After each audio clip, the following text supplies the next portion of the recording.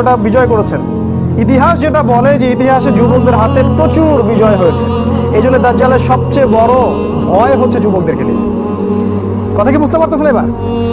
আচ্ছা, এবার আর একটু মনোযোগ দেন। তাহলে এখন দাজ্জাল কি চাবে? দাজ্জাল চাবে বলতে আমি বোঝাচ্ছি দাজ্জাল এবং তার অনুসারীরা চাবে। একটু বলি দাজ্জাল এবং তার অনুসারী কারা। একবার বলেছি দাজ্জালের অনুসারী ইহুদিরা, ওর সাথে আরো কিছু মানুষ আছে, কিন্তু ওর সাথে আর কারা আছে? ওর সাথে এমন কিছু খ্রিস্টান আছে, এমন কিছু নাসারা আছে যারা ইহুদিদের বন্ধু। পৃথিবীতে একটু ঘেটে দেখবেন যে কারা কারা, কোন ইহুদি আর কোন খ্রিস্টানরা একে অপরের বন্ধু। পৃথিবী ঘেটে দেখবেন, বিশ্বের খবর পড়বেন যে কোন ইহুদি আর কোন খ্রিস্টানরা একে অপরের বন্ধু। আমি বলে দিচ্ছি, সব ইহুদি সব খ্রিস্টান কিন্তু একে অপরের বন্ধু না, এটা ভুল কথা। তাদের মাঝেও বিভক্তি আছে। কিছু কিছু ইহুদি এবং কিছু কিছু খ্রিস্টান একে অপরের বন্ধু।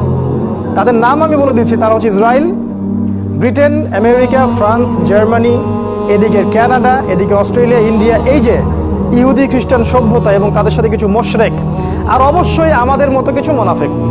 আমাদের মতো কি কিছু মুনাফিক। ইমানদার মনে হয় নিজেদেরকে। ইমান কি জিনিস সেটা